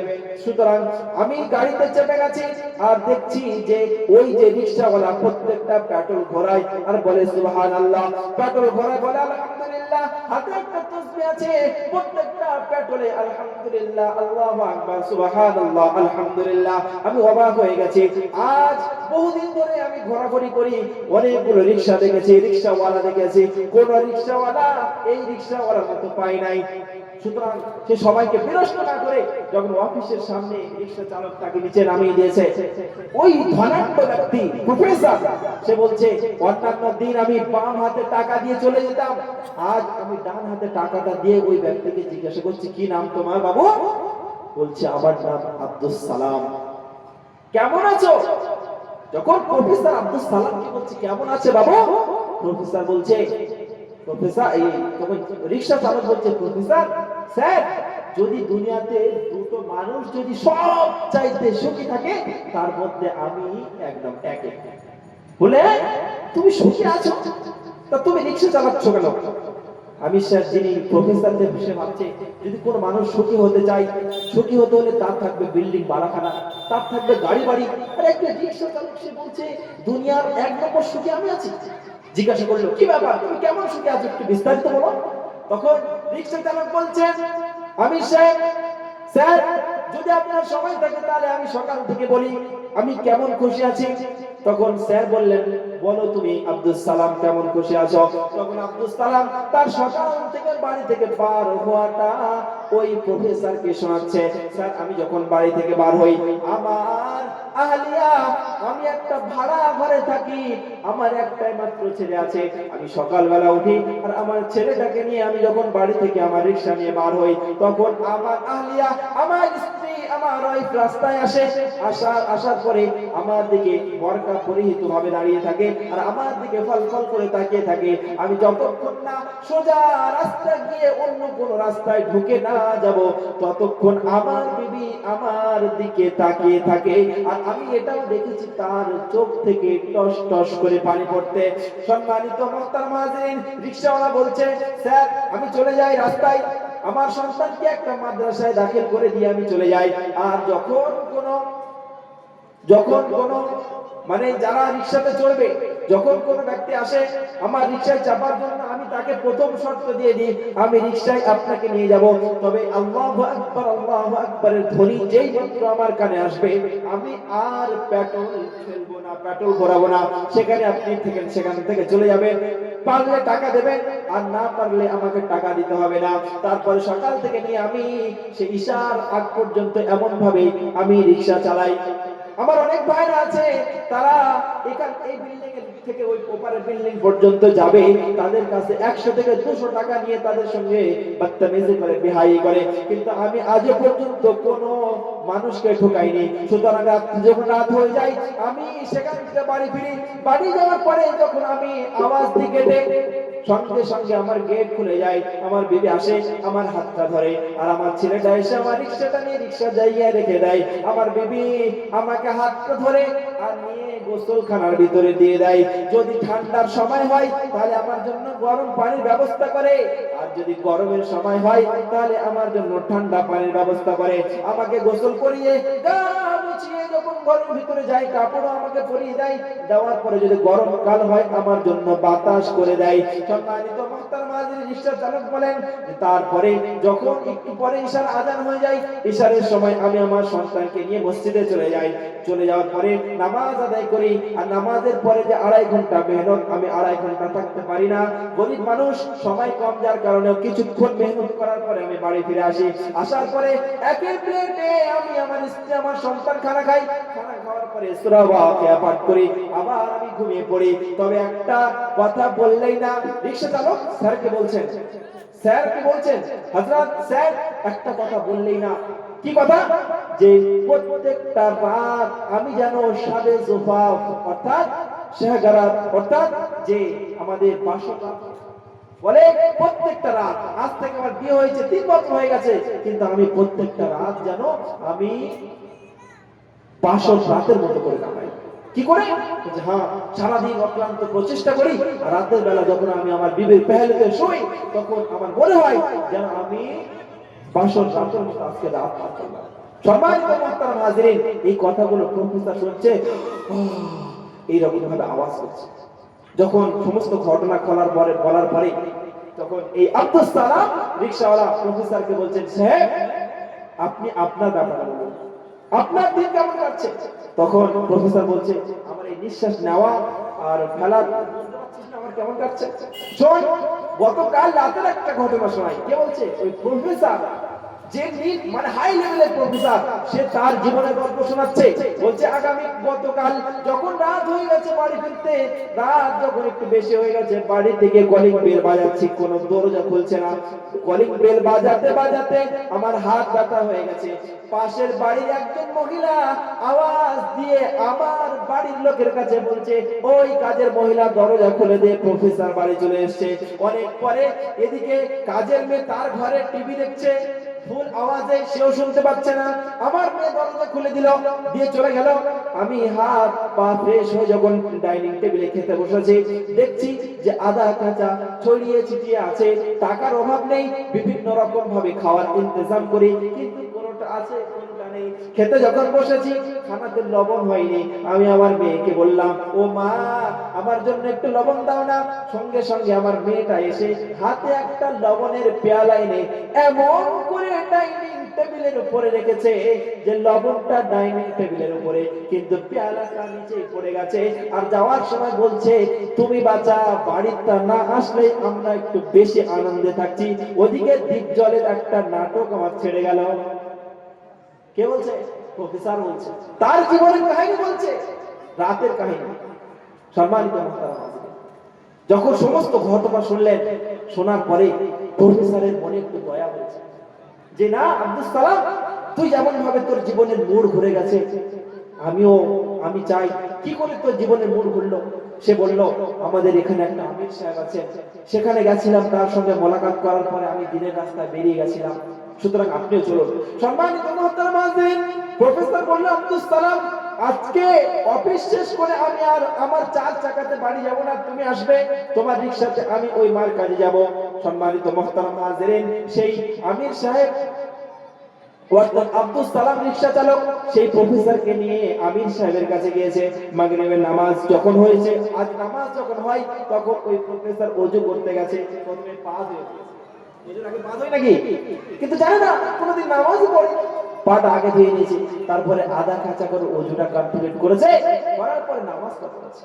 নামাজের পরে পরে হলো একটু দয়া হলো, তশকিলে বসেছে।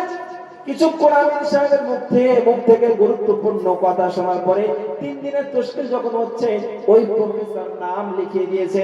নাম তো লিখিয়েছে, কিন্তু মনে মানছে না যে জামাত কি হবে। কিন্তু রাত যখন হয়েছে, খেতে বসেছে। বলছে, যখন আমরা খেতে বসেছি, একটা একটা প্লেটে দুইজন, জীবনের প্রথম এমন একটা আমি খানা খাচ্ছি। লাউ বড় বড় দেখা যাচ্ছে, পানি যে শুরু আছে, শুরুটা পুরো পানি। প্রফেসর সাহেব বলছে, লাইফের প্রথম তারা জীবনের মোড় যে ঘুরে গেছে, সেটা বর্ণনা করতে করতে বলছে যে লাইফের মোড় ঘুরেছে কেমন ভাবে। দেখুন, যে খেতে বসেছি, এদিকে শুরুটা পুরো পানি, আর যেটা দরকার ছিল কুমড়ো, সে ড্যাম ড্যাম করে তাকিয়ে আছে। আমি যখন ভাবলাম যে খেতেই যখন বসেছি, সুতরাং খেয়ে নিই। আমির সাহেবের প্লেটে বসেছি। আমি যেহেতু একজন প্রফেসর, তাই আমির সাহেব আমাকে নিয়ে তার প্লেটে বসিয়েছে। সম্মানিত মুহতারাম হাজিরিন, যেটাই বলার কথা, বলছে যে আমি কুমড়োটা নিয়ে যখন একটা দাঁতে চাপ দিয়েছি, তো খোদার কসম করে বলছি, আমার ওই একটা দাঁতের কামড়ে আমি কত 70 রকমের স্বাদ পেয়েছি। জোরে বলে যাবে না সুবহানাল্লাহ? কত রকমের? 70 রকমের স্বাদ পেয়েছি। যখন আমি ওই কুমড়োতে স্বাদ পেয়েছি, তখন আমি ভাবলাম, না, এর মধ্যে নিশ্চয়ই কামিয়াবি আছে, সুতরাং আমাকে জামাতে যেতে হবে।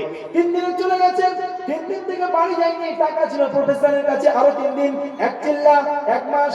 তারপরে বলল, আমি সাল লাগিয়েছি। আর যেহেতু শিক্ষিত একজন প্রফেসর, তাই তিনি বলছেন, আমি 70টা রাজ্যে আমি ঘুরেছি, আর শত শত মানুষ আমার মুখের কথা শুনে তারা ইসলাম গ্রহণ করেছে। একবার জোরে বলে যাবেন সুবহানাল্লাহ?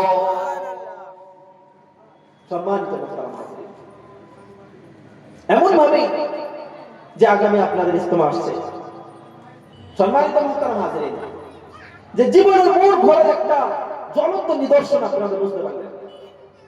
আর একটা আমির সাহেবের মুখ থেকেই শোনা ছোট্ট কথা অল্প সময়ের মধ্যে শেষ করে দেব। আমির সাহেব তিনি কারগুজারে শোনাচ্ছেন। আমির সাহেব অত্যন্ত শিক্ষিত মানুষ, বলছে আমরা আমেরিকাতে জামাত গেছি।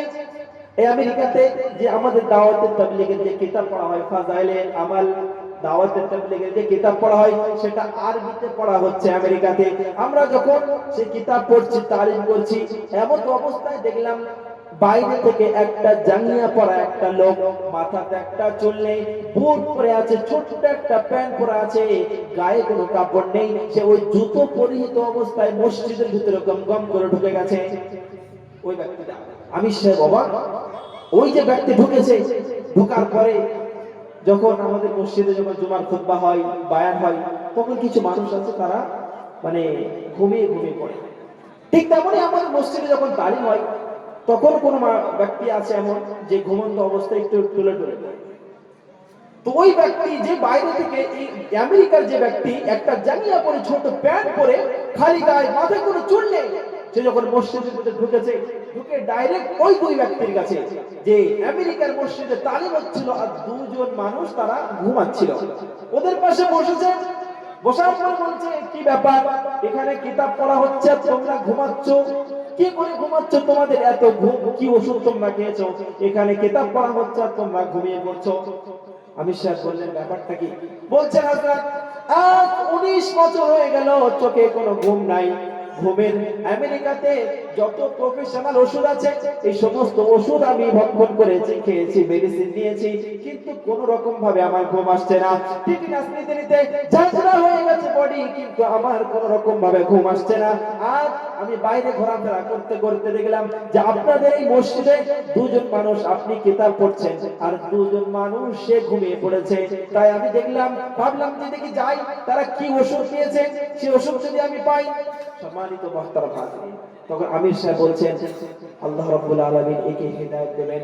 তিনি মানে হিকমতের সাথে কাজ নিয়েছেন, তার সাথে বিভিন্ন রকম কথাবার্তা না জড়িয়ে আমির সাহেব বললেন যে, আপনি ঘুমানোর ওষুধ নিতে এসেছেন? বললেন, হ্যাঁ, ইংরেজিতে কথোপকথন হচ্ছে, আমি ঘুমের ওষুধ নিতে এসেছি। বলছি, ঠিক আছে, আপনি একটু বসুন, আমরা আপনার ঘুমের ওষুধ বলে দেব। সম্মানিত মুহতারাম হাজিরিন, এমন অবস্থায় দাওয়াতের তাবলীগের হিকায়াতে সাহাবার যে ঘটনা আছে, ওমর রাদিয়াল্লাহু তাআলা আনহু তার শাসনকালে গাছের নিচেই পড়ে যে ঘুমিয়ে পড়েছিল, সেই ঘটনা মানে চলছে। এমন অবস্থায় ঘটনা কমপ্লিট করতে না করতেই আমির সাহেব সামনের দিকে তাকিয়ে দেখছে ওই ব্যক্তি, ওই আমেরিকার খ্রিস্টান যে ব্যক্তি যে মসজিদের ভেতরে ঢুকেছিল, যার 19 বছর ঘুম হয়নি, সেই ব্যক্তি ঘুমিয়ে পড়েছে। সম্মানিত মুহতারাম হাজিরিন, ওলামাদের আলাপ আলোচনাতে একটা রহমত বর্ষণ হয়। ওই ব্যক্তি আমেরিকার ওই খ্রিস্টান ব্যক্তি, সে ঘুমিয়ে পড়েছে। শেষে তালিম শেষে ওই ব্যক্তিকে জাগানো হলো। তো ওই ব্যক্তি বলছেন, ওই যে খ্রিস্টান ব্যক্তি, সে বলছেন, হযরত আপনি কি এমন ওষুধ দিলেন, আমি এখনো পর্যন্ত ওষুধ খাইনি, এদের পাশে বসেছি, আমি ঘুমিয়ে পড়েছি, সুতরাং আপনি দয়া করে বলুন, আমি আজকে অনেক মানে ক্লান্তি ছিল, ক্লান্তি আমার অনেকটা দূর হয়ে গেছে, আপনি ওষুধের নামটা একবার বলুন। আমির সাহেব বলছে, আমরা তো সবে প্রেসক্রিপশন খুলেছি, এখন ওষুধের নাম বলিনি, তুমি ঘুমিয়ে পড়েছো। তখন আমেরিকার খ্রিস্টান ব্যক্তি বলছে, আপনি কি আমার সঙ্গে মজা করছেন? আমেরিকা হাই পাওয়ার মানে খুব হাই লেভেলের ওষুধ বিক্রি হয়, সেই ওষুধ আমরা খেয়েছি, প্রেসক্রিপশন আগে নিয়ে মেডিকেলে যেতে হয়, সেখান থেকে ওষুধ নিয়ে আসার পরে খাওয়া হয়। আপনি বলছেন যে প্রেসক্রিপশন খুলেছি আর ঘুম চলে এসছে। সম্মানিত মুহতারাম হাজিরিন, তো তখন ওই আমির সাহেব ওই ব্যক্তিকে হিকমতের সাথে বললেন যে, আপনি যদি ওষুধ খান তাহলে এই লেভেলে, এই যে ড্রেসে আপনি ওষুধ খেতে পারবেন না, আপনার যদি ওষুধ খাওয়ার হয় তাহলে আপনাকে আমাদের মতো সাজতে হবে। আমির সাহেবের জুব্বা পরিয়ে দিয়েছে, মাথায় পাগড়ি পরানোর পরে কালেমা তাইয়্যিবা লা ইলাহা ইল্লাল্লাহ পড়ে দিয়েছে। ওই ব্যক্তি খ্রিস্টান যে ছিল, সে কিন্তু ঈমানের জন্য কালেমা পড়েনি, সে এমনি পড়ে নিয়েছে, পড়ার পরে সেখানে বসে আছে। এমন অবস্থায় তালিম হচ্ছে, সে ঘুমিয়ে পড়েছে, দীর্ঘ 3 ঘন্টা পর্যন্ত ঘুমিয়েছে। ঘুমানোর পরে উঠে বলছেন যে, হযরত আমার বাড়িতে আপনি একটু চলুন।